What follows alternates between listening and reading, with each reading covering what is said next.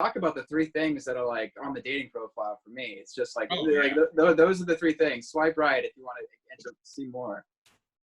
Or you want to talk First Kid, Goonies, and 90s pro wrestling. It's like chef's kiss to that.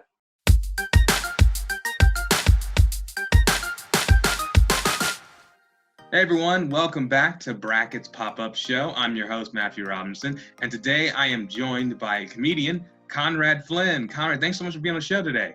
Hey, thanks, Matt. Good to see you, dude. Now, I know I just gave you a little introduction, but for those of you who don't know who you are, tell us a little bit about yourself. I've been in LA for a long time. I'm a stand-up comic. I do some other stuff as my grandfather said, on the fringes of entertainment. But comic is the main thing. That's awesome. I've seen a couple of your shows. You always have really good stuff. Saw you down at the Comedy Club or Comedy Cafe. No host finest. Haha. You chose a very good topic. You chose favorite film genres. Yes. I love movies. I don't watch them as much as I used to. I used to have a running list of movies I was watching every day, and I'd watch a new movie every day, and I hit like 300 in a given year. But now it's much less than that. But the passion remains for movies. The memory remains. So I'm game. And so first up, we have two very different genres: action versus documentary. Action versus documentary. I love action movies. As a kid, my dad used to rent movies at the library when I was like 3 years old. And he wouldn't know that like you shouldn't show a kid R-rated movies. So I'd see Rambo, RoboCop, and all these things as a kid. Didn't understand the violence of it. Loved them. And then as I got older, I wasn't allowed to watch R-rated movies, but I saw them all when I was 3. So to this day, action movies are the way to go. Fair enough. And it seems like even when you do documentaries, they're very action-packed documentaries. Yeah, even when I watch documentary, that's a good point. It has to be wrestling. It's the only documentary I'll watch. So moving along, we have drama versus thriller. Okay, I don't. Dramas a lot. There are a lot of great dramas, but the theater critic Kenneth Tynan, he once said there are only 4 good genres in movies, and he was like the big 20th century film critic, theater critic. He said comedies, thrillers, historical dramas, and satires are the only good genres, and I kind of agree with him in some ways. So I'm gonna go with thriller. I love thrillers.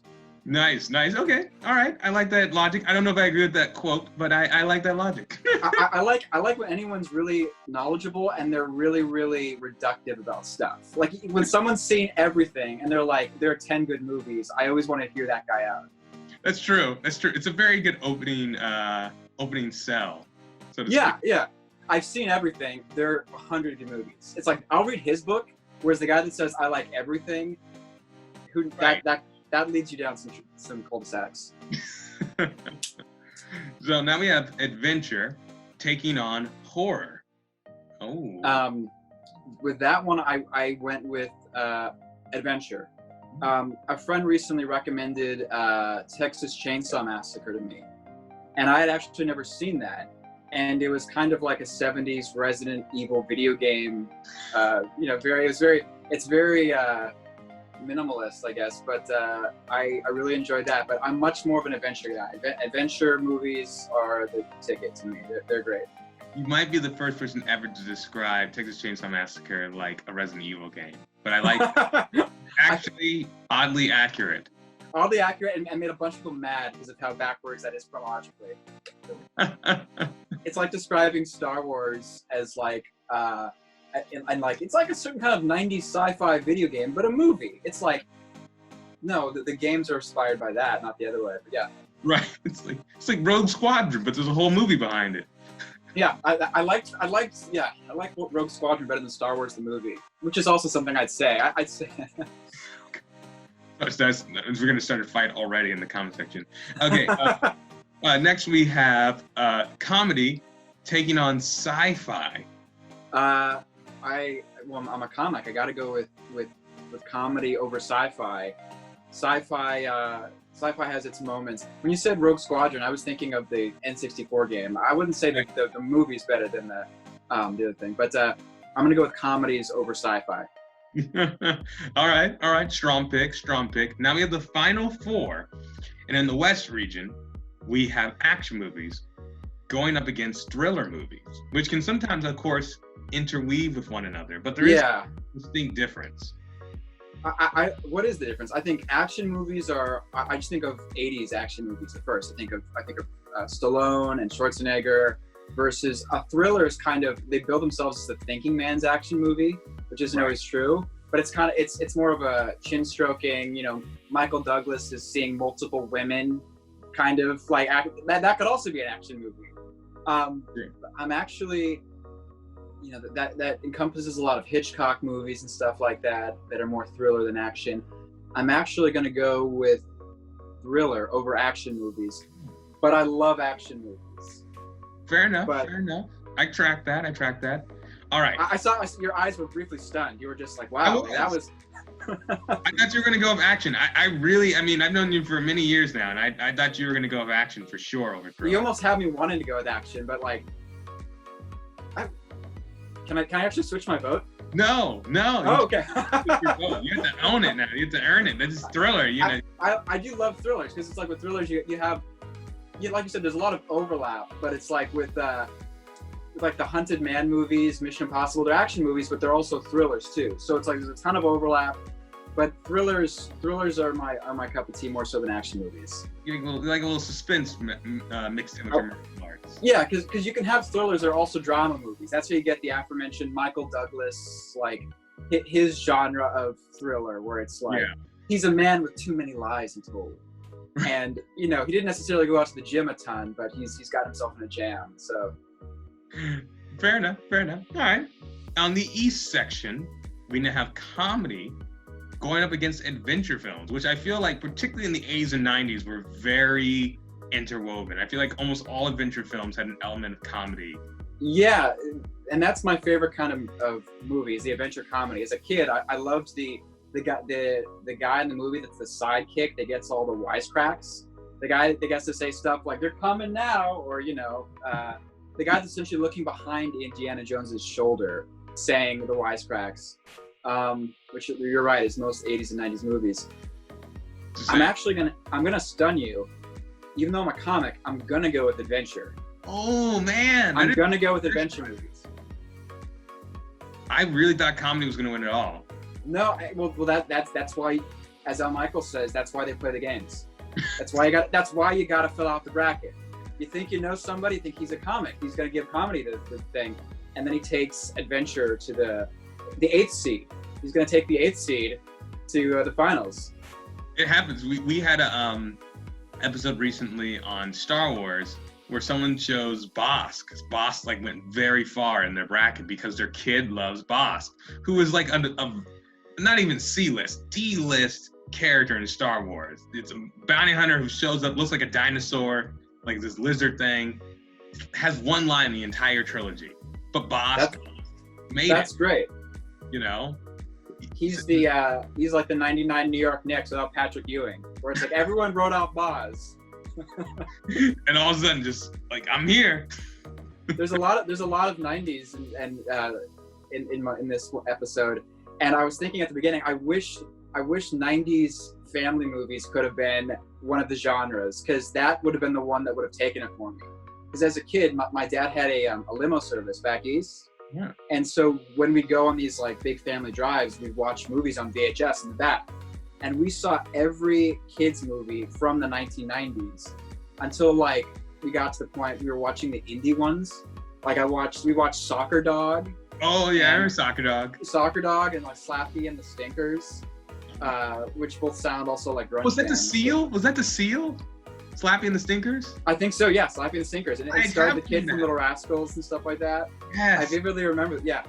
So like we saw every one of those movies. And so to this day, my brother and I, we'd see these character actors in other movies years later.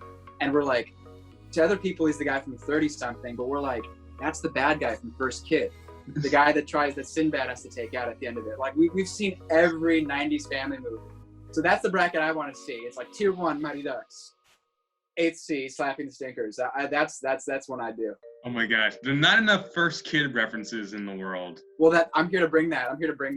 The hacking scene where he like he gets in trouble in like an internet chat room in like 1995. Like and the guy that did that, the kid in question, like he's involved in some pretty dark, like that actor got like sued by, he was like in the Bryan Singer thing and stuff like that. So First Kid foreshadows a lot of dark stuff that happens in this country. It's the canary in the coal mine. My gosh. my bracket derailed, but it ended up doing a 360 to land back on the rail with First Kid. Yeah. Oh man. All right, well now the championship. Now we have to find out who's gonna win it all. Now we have adventure films going up against thriller films. Now this is where it really, these are very different. We've had ones that are kind of similar. Adventure and thriller, I would say, are pretty dissimilar. Yeah. With thrillers, like, you know, you've, with these two, and, you know, the real surprise, of course, was comedy getting knocked off. I mean, no one saw that coming. It's a bracket buster. But I'm actually going to go with adventure, final answer. Because adventure films to me, it's like, they're the movies that you watch as a kid that if you, like, I live in LA, you live in LA, you see a lot of actors around. If you see an actor who is in your favorite adventure movie from when you're a kid, that's like seeing a favorite, I'm gonna go back to it, wrestler, you know, or someone where you're just like, that's Hulk Hogan, that's Indiana Jones. If you see those guys around, you don't think of them as being the actor. You're like, that's Batman, that's whoever. So like adventure films, Back to the Future, Indiana Jones. I'm pretty basic in terms of my favorites in that regard, but you know, they're classics for a reason, and those are the ones that make me want to watch other movies. And as a kid, you know, you get into treasure maps, you want to, you know, go on adventures with your buddies, and that comes from the Goonies and stuff like that. So, good point. Yeah, the Goonies. If I learned anything from this bracket, I guess it's that the Goonies are good enough. That's one thing we all should take from this. When the Goonies are good enough, and you need to rewatch First Kid. All right, thanks so much for being here on the show today. Really appreciate it. My pleasure, man. It's an awesome format. I love it. Now, where can people find out more about you, follow you, find out where you're gonna be doing shows or anything within the quarantine or outside the quarantine? So a place to follow me on Instagram, Conrad Flynn Comedy. I needed to have comedy in there so people know I'm funny and I'm joking. Because otherwise they'd be like, who is the psychopath? What's he writing about? There's so many 90s kids movies references. But so Conrad Flynn Comedy on Instagram. And, you know, I have other things in the pipeline too that I can't really talk about. But when they're ready to be talked about, I'm sure they'll get mentioned on there. Fantastic. Please, guys, follow them. You will not regret it. One of the funniest people in LA. Conrad Flynn at Conrad Flynn Comedy. That's Flynn with 2 N's. Conrad Flynn. Yeah, like Errol Flynn. Yeah. An adventure guy. See, another adventure guy. A swashbuckling adventure guy. Best kind. Again, everyone, thanks again so much for watching the show. If you haven't already, download Brackit for your Android or iOS device. And remember, starting May 10th, we're having a special contest. If you get first, second, or third place in any of the episodes, you could win a cash prize, which is pretty cool, I think. You know, a little money. In this economy, that's a rare. Thanks again, everyone, for watching Brackit. We'll see you again next time.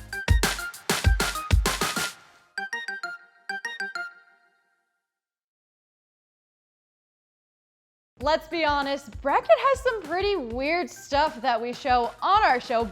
So if you guys like it, make sure to click right here, click the like button down below, and go ahead and comment the weirdest thing you guys heard or saw in the above episode.